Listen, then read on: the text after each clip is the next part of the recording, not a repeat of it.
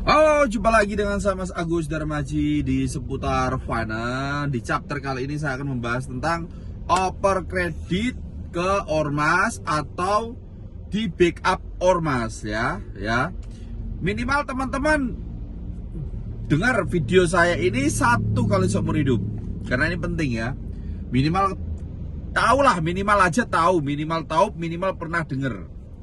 Nah, kenapa kok saya bahas oper kredit ke ormas atau di backup ormas? Ya, jadi gini teman-teman, banyak ya dunia finance ini kan sekarang banyak nih, dunia leasing kan banyak, pembiayaan kan banyak. Nah itu banyak sekali yang punya masalah sama pihak ormas. Oke, saya nggak menyalahkan ormasnya, ya. Ormas itu ada baiknya, ada enggaknya.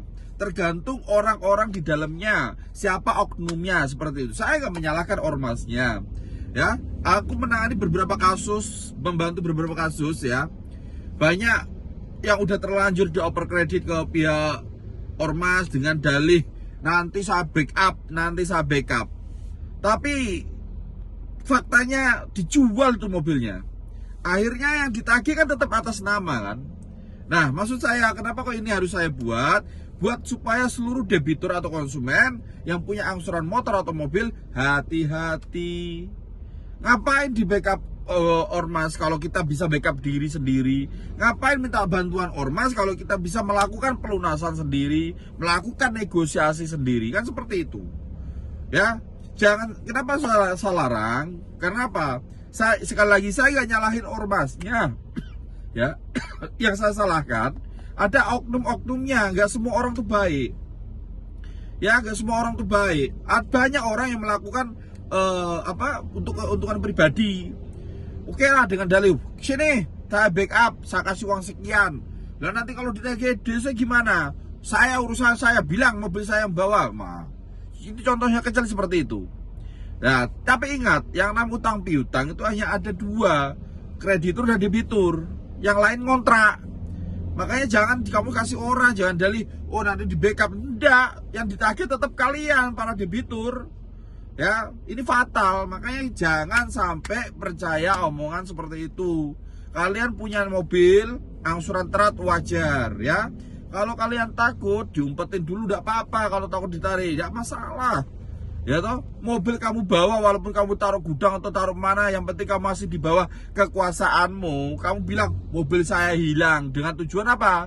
Ya, dengan tujuan apa? Supaya nggak ditagih, supaya nggak didatang DC. Oke, nggak masalah. Bisa dihukum kan? Enggak. Itu kan hanya mulut kita omongnya dia mau lapor terserah dia. Toh mobil ada, masih di bawah kekuasaan kita kan gitu. Ya makanya itu buat teman-teman kalau mau pelsus, di pelsus sendiri, pelsus pelunasan khusus bisa, kalian tuh bisa negosiasi sendiri. Suatu saat internal akan datang ke rumah, dia akan ngomong baik-baik, dia akan memberikan penawaran seperti itu. Nah, tapi kasus terjelek ya, sekali lagi ini dengar-dengar, kasus terjelek kalau mobil udah kalau bawa ormas, satu dijual, dua kamu ditagih-tagih, kamu diminta tanggung jawab. Di saat kamu minta tanggung jawab pihak ormas, dia nggak mau tahu.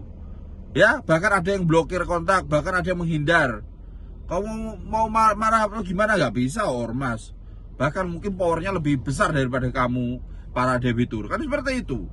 Kalian mau ngelaporin juga nggak bisa. Kenapa nggak bisa? Ya karena kamu udah terima duit dan kamu itu debiturnya. Ya, kamu udah ngasih duit memberikan unit ke pihak lain, dan kamu terima duit, itu sama aja kamu menjual. Aturannya jelas, dilarang menjual jaminan fidusial seperti itu.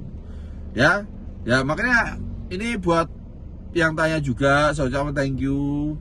Ya, tetap di seputar finance, ikutin channel saya terus. Banyak ilmu, banyak rezeki, tanya aja di kolom komentar, gak masalah. Oke, tetap di seputar finance.